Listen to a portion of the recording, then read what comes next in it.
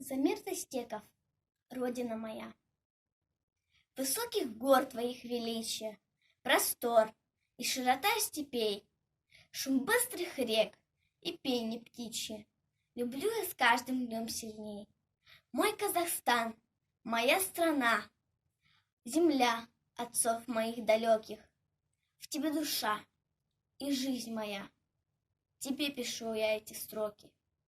Немало шло к нам чужаков, кто гостем был, а кто врагом, кто нес войну и пролил кровь, а кто нашел здесь новый дом. Здесь путник хлебом угощался и пил из щедрых рук кумыс. Домбры звучанием упивался, коня кормил в лугах твоих.